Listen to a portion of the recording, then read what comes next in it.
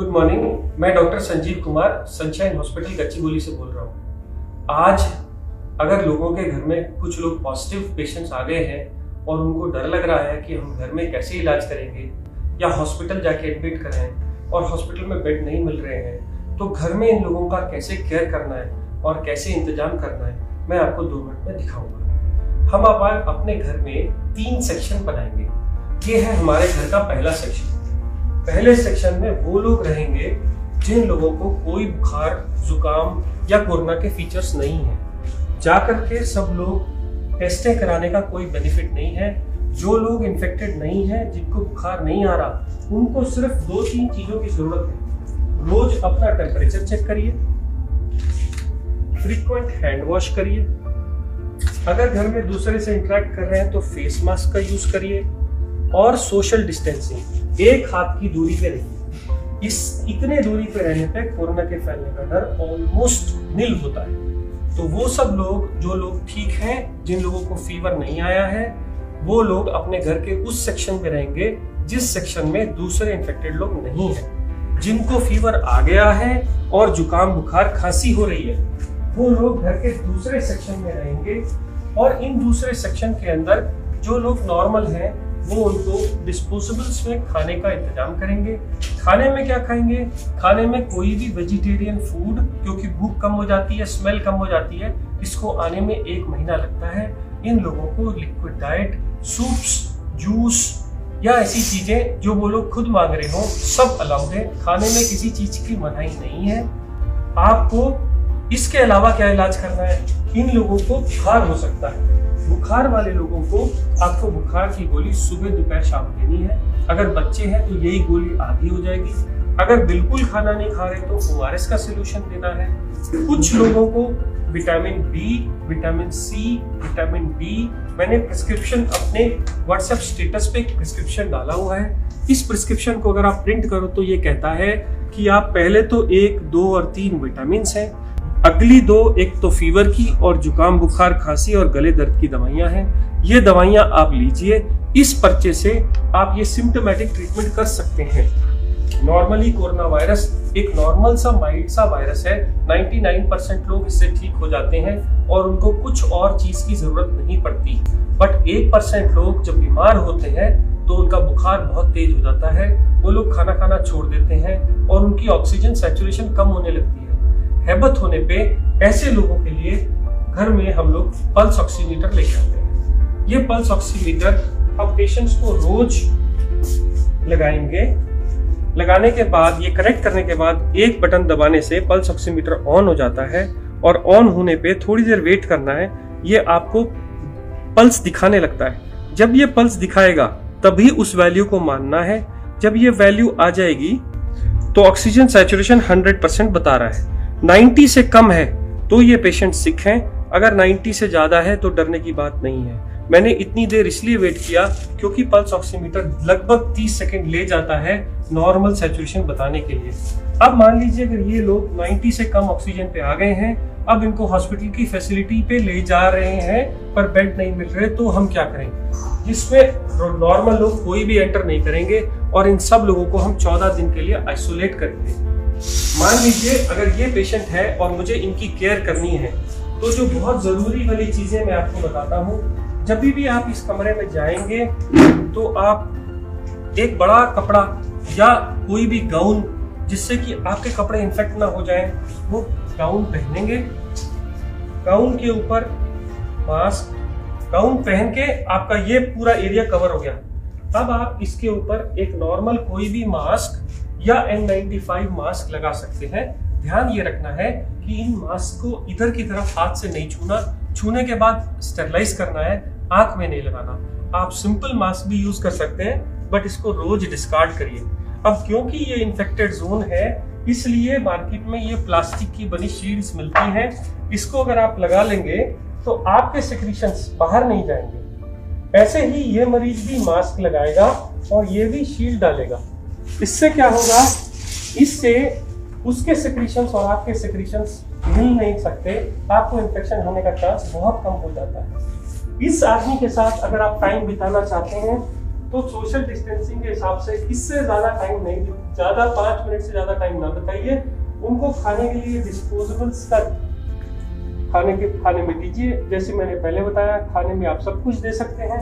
अब इन लोगों की केयर करते समय याद रखिए कि वो लोग खूब हैंड सैनिटाइजर्स या सोप का इस्तेमाल करें। इसके अलावा आप जब भी इन लोगों का सेवा करेंगे तो आप ग्लव का यूज करेंगे। हर बार ग्लव्स को डालने के बाद ही आप पेशेंट को टच करेंगे। ये ग्लव अगर कपड़े के यूज कर रहे हैं घर के बने हुए, तो हर बार उनको घर से बाहर जाने के बाद उनको वॉश किया जाएगा। अगर डिस्पोजेबल यूज कर रहे हैं तो हर बार यूज करने के बाद थ्रो कर दिए जाएंगे। अब अगर आप ऐसी कंडीशन में उस पेशेंट के साथ उसकी केयर करते हैं, उसको खाना देते हैं, उसके ऑक्सीजन लगाते हैं या जो भी कुछ कर रहे हैं, आपको इन्फेक्शन आने का चांस कम हो। मान लीजिए अब ये पेशेंट का मैंने ऑक्सीजन सैचुरेशन चेक किया और ये 90 से कम था। मैंने पल्स ऑक्सीमीटर लगाया और ये पल्स ऑक्सीमीटर लगा के रहने दिया। ये पेशेंट को फीवर भी आ रहा है, इसका ऑक्सीजन भी कम है, तो मैं क्या करूंगा? मैं पल्स ऑक्सीमीटर को लगा ही रहने दूंगा। और ऐसा सिलेंडर मार्केट से मिल जाता है, इसकी रीफिल हो जाता है, 400 रुपए पर रीफिल लेता है, 1 महीना चलता है। इसमें एक नॉब रहती है, ये नॉब को अगर आप ऑन करेंगे तो ये लीटर्स बताता है कितने लीटर पे चल रहा है।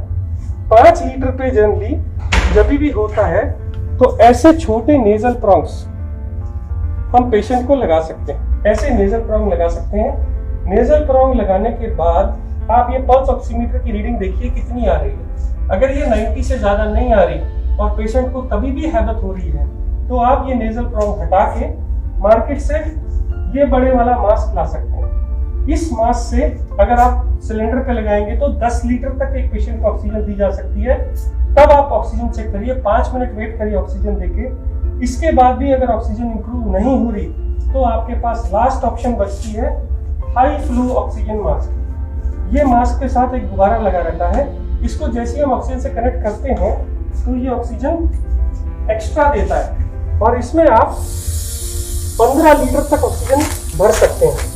ये गुब्बारा भर जाने के बाद जब आप लगाते हैं तो पेशेंट की हैबत या ऑक्सीजन सैचुरेशन इंप्रूव कर जाती है। इसको लगाने के बाद आप सैचुरेशन को देखते जाइए, जब वो 90 से ऊपर हो जाए उसको ऐसे ही रहने दीजिए। दिन में ये लोग मास्क 3 से 4 घंटे लगा सकते हैं और जैसे अगर हैबत होने लगे तो छोटे मास्क पे आ सकते हैं। और अगर हो सके तो सोते वक्त बेड एंड को थोड़ा ऊंचा करके रखिए। अब इस कमरे की सेफ्टी के लिए कि इन्फेक्शन बाहर न जाए, घर का बना फिनाइल या कोई भी एंटीसेप्टिक सॉल्यूशन से घर का पोछा मारिए।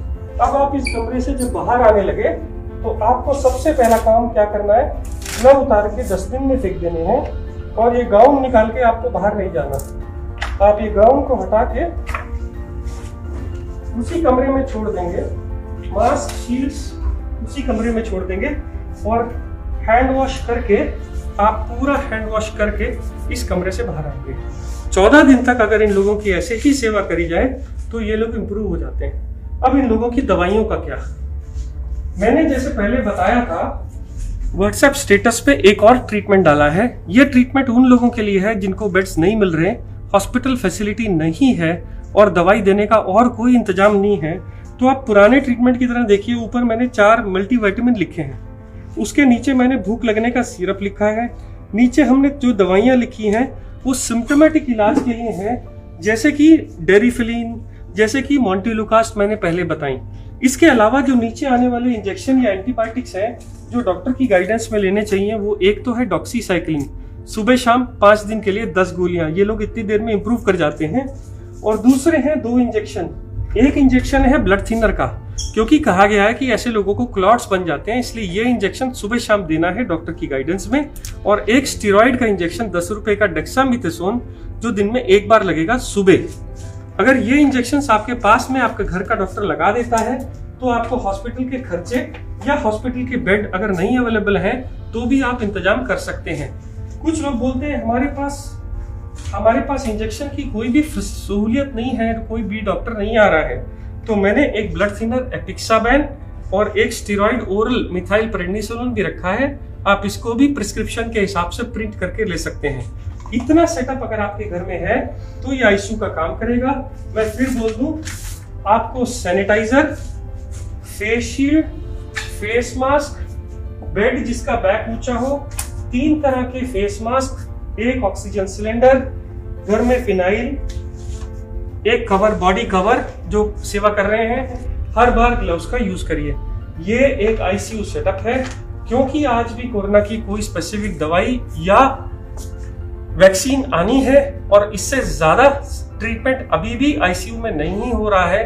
बहुत ही एक्सेप्शनल कंडीशन में 2 और दवाइयां हैं जो बगैर आईसीयू सेटअप के नहीं दी जा सकती।